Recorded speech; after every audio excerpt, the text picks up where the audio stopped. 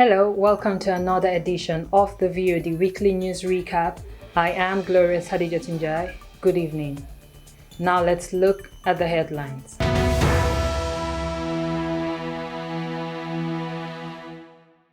Gambian army patrols Fonyi settlement. President Barrow accuses human rights activists of wanting to burn down the country. The Gambia to host Continental Curriculum Conference this month. NCAC and NATCOM commemorates African World Heritage Day. Tango engages the press to discuss concerning national issues.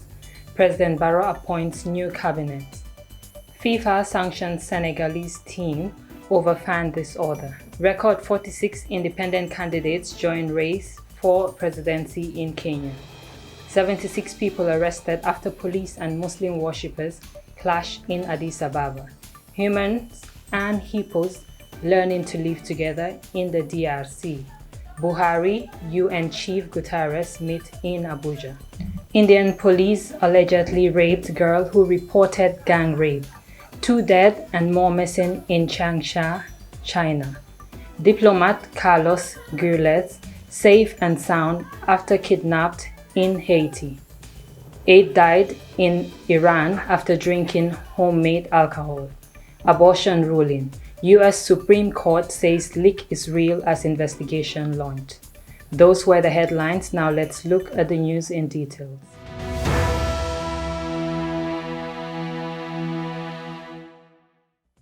The Gambia Armed Forces GAF, alongside media personnel, patrolled some 14 settlements affected by the Fonyi crisis.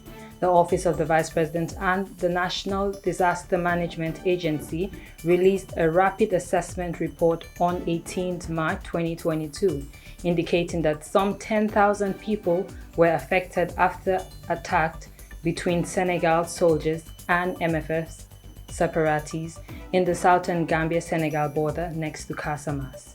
Lieutenant Colonel Omar Bojang, the commander of the GAF QRF 1 patrol team, told the media that the GAF conducts patrol at least 5 times a week in the Fonyi settlement to restore the confidence of citizens. Recent clashes occurred on the 13th of March 2022.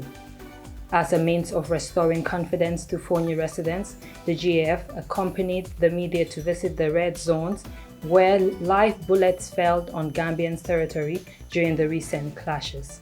From the visit, evidence of the use of machine guns ammunition was observed between Jalingfal and Baipol settlements. Although the GAF and media convoy visited 14 settlements, only a few stops were made at the settlements most affected.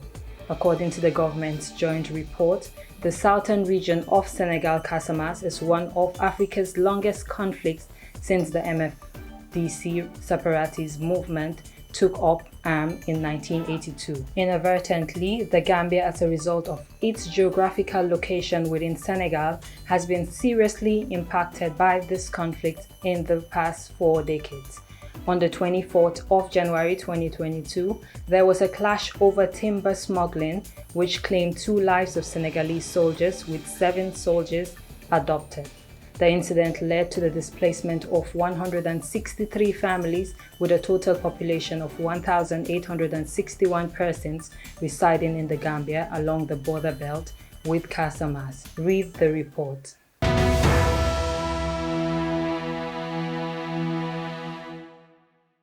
During an Eid message address to the Muslim elders at State House on Monday, President Barrow accused an outspoken activist called Madi Jobate of wanting to burn down the country and further warned him that his government will take a stand on this issue. President Barrow, in his speech, also criticized Gambian media for continuing to give a platform to Jobate, whose only interest, he alleged, is to incite chaos in the Gambia.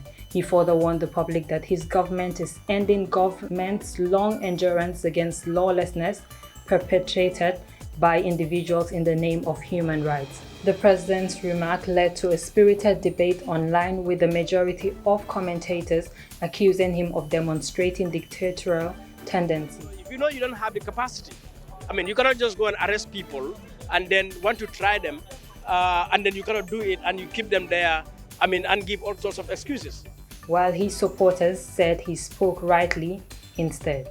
Following the president's public remark, Jobate issued a public notice on Monday claiming that the president has threatened his life on national TV. He wrote, "Out of a guilty conscience and under pressure, President Barrow has just threatened my life on national television at the State House. I hereby put all Gambians and relevant national and international bodies on notice. My life is currently in danger, threatened by the President of the Republic, Adama Barrow. From today, the safety or destruction of my life is in the hands of the President. I consider the President's remark as a death threat."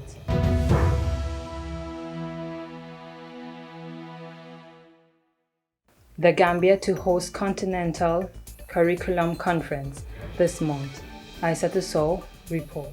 The Minister of Basic and Secondary Education on Friday at the Kanifing Regional Education Office briefed the media on the upcoming 3rd Continental Curriculum Conference on the 23rd to the 26th of this month. Opening the briefing, Modi Jeng, the director, stated that the 3rd African Continental Conference on Curriculum is conceived, whereby participants will have the opportunity to reflect on the possible mismatch between the intended, implemented, and achieved curriculum, adding that the conference is expecting 54 ministers from basic education from other African countries. He further outlined that the conference will allow participants to exploit the potential of technology and innovation in order to enhance curriculum process and products. The event is co-organized by the African Curriculum Association, UNESCO International Bureau of Education, and CESA Curriculum Closer at the African Union, and the Minister of Basic and Secondary Education of the Gambia. The 3rd African Continental Conference of Curriculum will bring together curriculum developers, implementers, education administrators,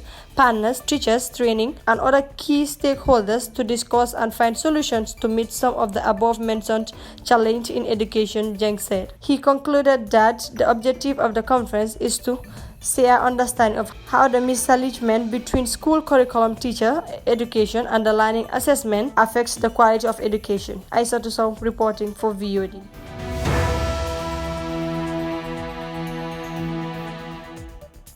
The National Center for Arts and Culture and UNESCO NADCOM has joined effort to celebrate African World Heritage Day, ascribed by UNESCO as an international day worthy of commemoration.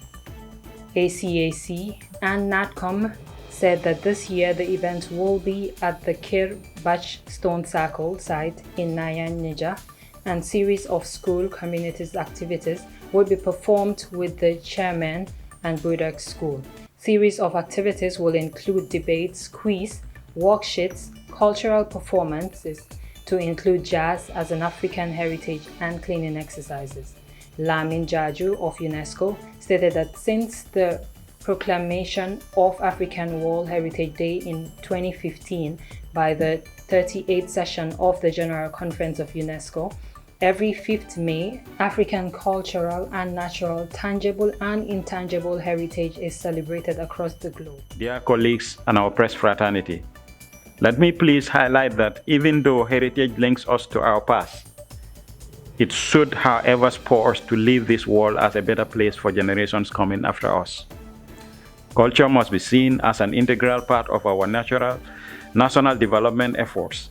Among other things, it is only through the recognition of the cultural dimension of development that our country can chart a course of development that will meet the needs and aspirations of the Gambian people. Raising awareness of the benefits of its promotion and preservation, as well as the related challenges the continent faces. The theme for this year's celebration is African Heritage as a Source for Humanity, Innovation and Resilience. In 2003, the Kunta Kinte Island and related sites were inscribed into the UNESCO World Heritage List, and in 2006, the stone circles of Senegambia were inscribed into the World Heritage List as the transboundary property.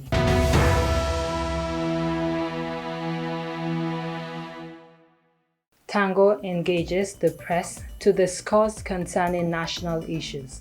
Haddjatou Njie reports.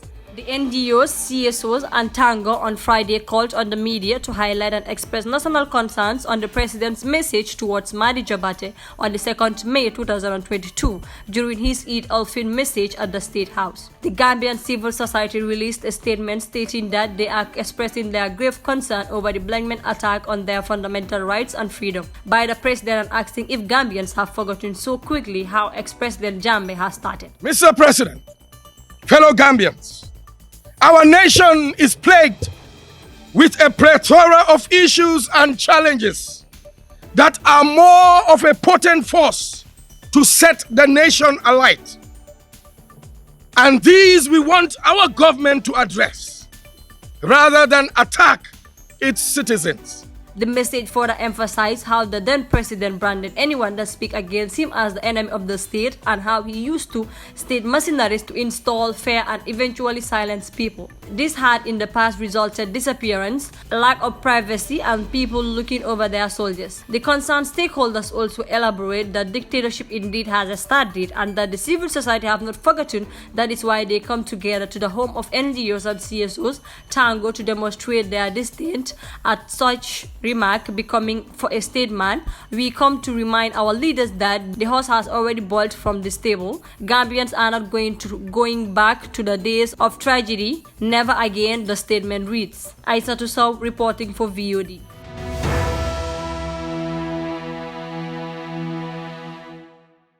His Excellency Adama Barrow, acting under Section 75A and 71(4)(b) of the Republic of the Gambia, relieves Her Excellency, the Vice President and all ministers in the Cabinet from their positions with immediate effect on Wednesday, 4th May 2022. President Barrow, further acting under Section 73 and 73 of the Constitution of the Republic of the Gambia, made 18 major appointments to his cabinet with effect from Wednesday, 4th of May 2022.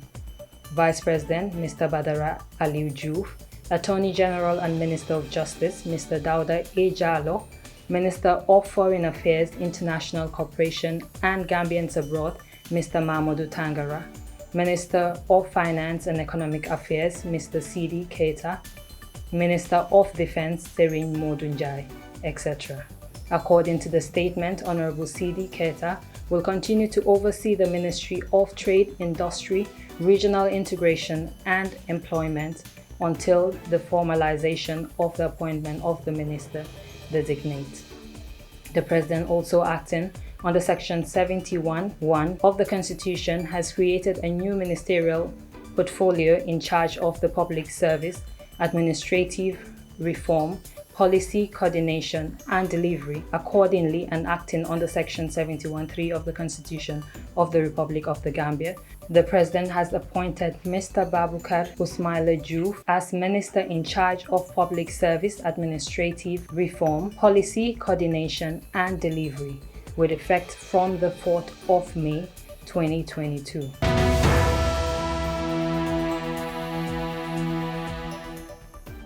Now let's look at the news across our borders.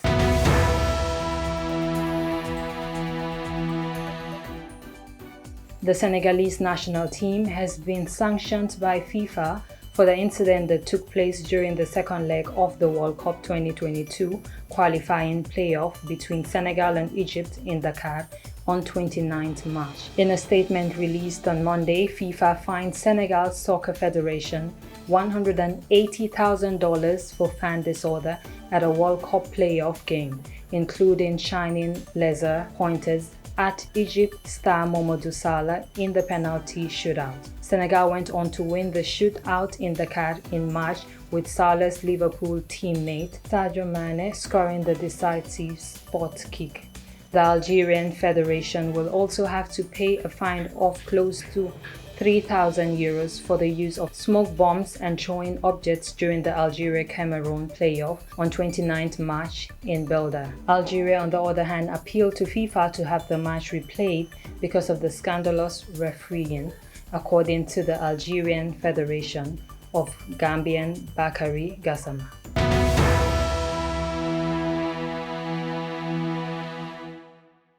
A record 46 presidential candidates are among over 7,000 cleared to vie in the August 9 general elections in Kenya. Registrar of Political Parties Anne Nerutu confirmed the numbers Monday evening to be the highest ever recorded to contest the country's top seat. The independent aspirants included 106 governors, 147 senators, 110 women rep, 958 members of the National Assembly, and 5,845 members of the country assembly. They joined the United Democratic Alliance, led by the Deputy President Williams Ruto and Raila Odinga's Orange Democratic Movement, who were the first to kick off its primaries on 1st April. President Kenyatta can no longer stand for re-election after 2 terms, but his deputy Williams Ruto is resenting him for backing Raila Odinga, a former prime minister, instead of him. The East African nation's recent history features hotly contested, sometimes violent elections in which candidates and their alliance have used tribal politics to turn people against one another.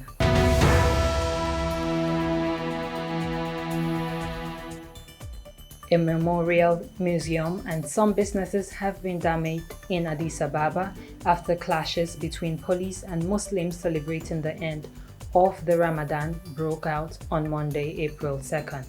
The incident occurred outside the International Stadium in the center of Ethiopia capital, where Eid al-Fitr prayers were taking place. All the glasses of the museum is scattered, says Murlelem Asafa, manager of Red Terror Memorial Museum. A car that was used by former head of state Mengistu Mariam, which is now the property of the museum, is damaged. The minibus used for transportation is also vandalized. The cafe, the computer shop, and the bookshop, which are administered by the museum, have been destroyed. 76 suspects have already been arrested by the Ethiopia police. A member of the Ethiopian High Council of Islamic Affairs reported that people at the scene told him that a policeman accidentally fired a round of tear gas, which triggered a confrontation. The protesters came from outside, throwing stones and scattering the glasses, described Hermes Walde, owner of cafe damaged by protesters. Then they smashed the chairs and tables in the garden, and then they entered inside the cafe, smashed the TV and many pieces of equipment inside, added the businessman standing in the middle of his cafe. The region's security authority said on Friday that 373 people had been arrested.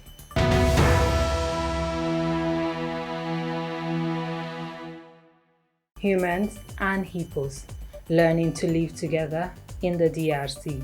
Sanctioned Njie reports. On the banks of the Ruzizi River that divides the Democratic Republic of Congo from Burundi, cohabitations between hippos and villagers remain conflictual. Since 2019, at least 7 people were killed, 6 injured by hippos, with hectares of fields laid waste.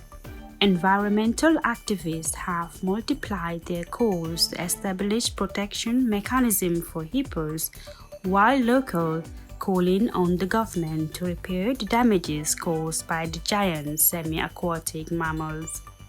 40-year-old Nemo Jacqueline is a mother of 8 children, whose 16-year-old son was killed by a hippo in 2017. The hippos and I are enemies because they took away my son when he was 16. He was a very smart boy and represented the hope of the whole family. My son was really smart and was studying and was already in grade 2. I was willing to sell my house to finance his studies, but the hippos killed him. Jean-Pierre, who sustained a head injury after being attacked by a hippo in 2020. Katogota village in the Ruzizi Plain and a home to some 14,000 inhabitants at the borders with Burundi. Sanctioned Njie reporting for VOD.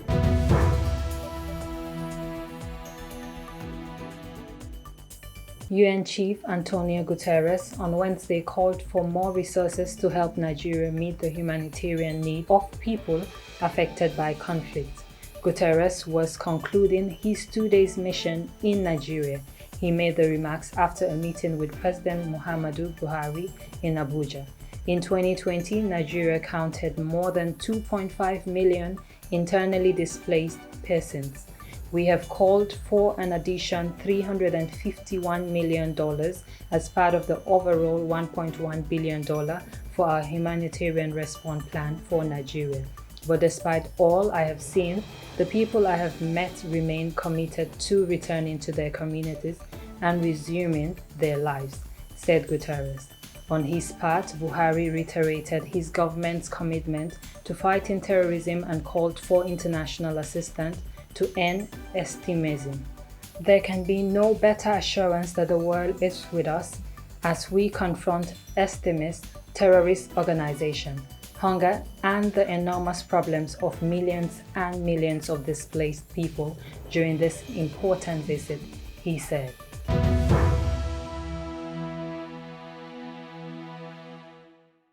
Now let's look at the international news.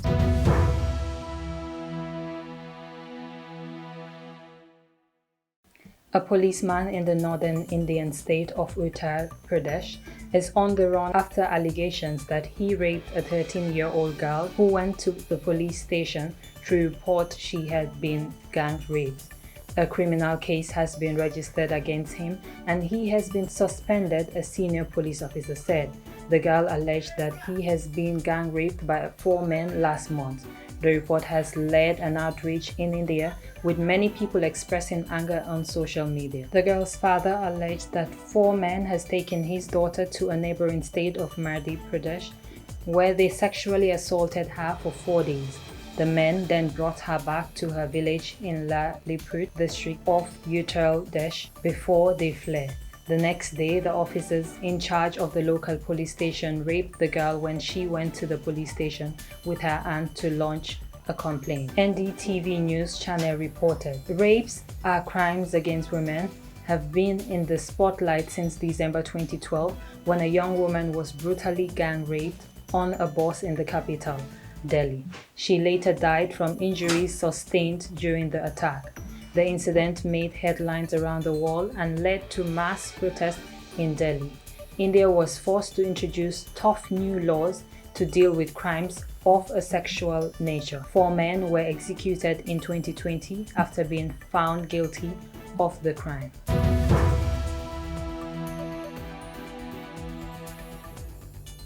Two people have died after a building collapsed in southeast China, Chinese state media report. At least 14 others are thought to be trapped under the rubble of the 6-story structure in Shaanxi City, Hunan Province.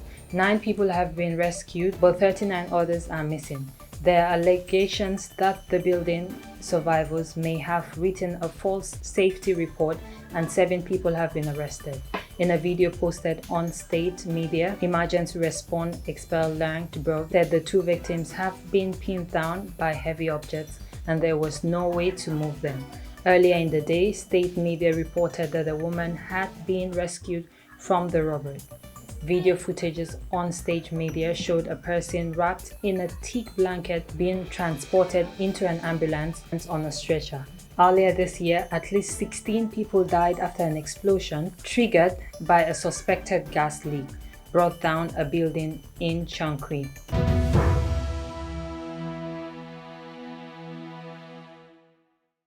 Dominican diplomat Carlos Gulen has been freed 4 days after he was abducted by a gang in Haiti, an official says.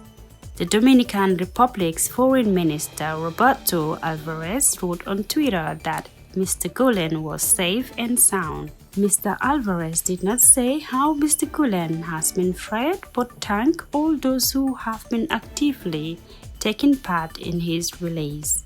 Kidnappings for ransom have surged in Haiti in the past 2 years. More than 1,200 people, 81 of them foreign nationals, were abducted last year, according to Haiti's Center for Analysis and Research on Human Rights. One of Haiti's most powerful gangs, 400 Mawozo, is thought to be behind many of the kidnappings, including that of Mr. Gulen. The Dominican ambassador said members of 400 Mawozos seized Mr. Gulen while he was traveling from Haiti's capital, where he served as agricultural attaché to neighboring Dominican Republic by road.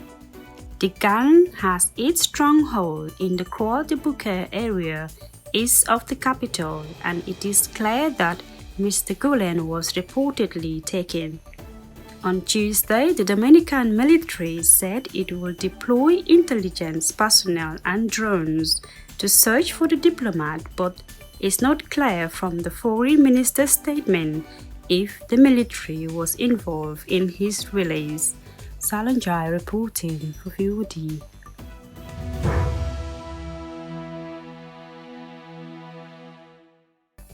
8 people have died after drinking homemade alcohol in the Iranian city of Bandar Abbas, local media said. Another 51 people were being treated in hospitals for alcohol poisoning, local health officials Dr. Fadiman told a news conference. 17 of them were in a critical condition in intensive care, whilst 30 were undergoing dialysis, she added. Police said they had arrested 8 people on suspicion of producing and distributing the alcohol. The manufacture, sales, and consumption of alcohol is strictly forbidden in the Islamic Republic, with exceptions only for certain religious minorities, and the punishment of consumption of alcohol by a Muslim is 80 lashes.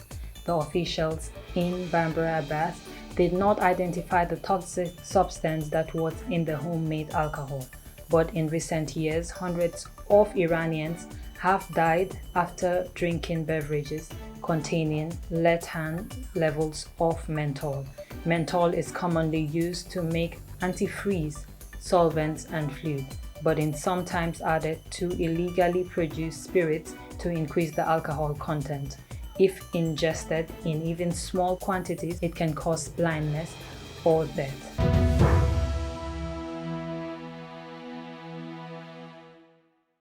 A leaked document suggesting millions of US women could lose the legal rights to abortion is genuine, the Supreme Court's Chief Justice has confirmed, but it does not represent the court's final decision, said John Roberts. The leak has stirred expectations that the 1973 decision, which legalizes abortion in the US, could be overturned, allowing individual states to ban it. President Joe Biden has argued that the decision, if it goes ahead, could call other freedoms into question. The leaked document, labeled First Draft, appeared to reflect the majority opinion of the court, written by Justice Samuel Alito. It calls the 1973 Roe v. Wade ruling, which legalized abortion across the US, egregiously wrong from the start. The draft is not a final ruling, and opinions could change. But if Roe v. Wade is overturned, around half of US states could ban abortion. In a statement, Chief Justice Roberts described the leak of the draft, first published by US website Politico, as a singular and egregious breach, and asked the Marshal of the Supreme Court to launch an investigation.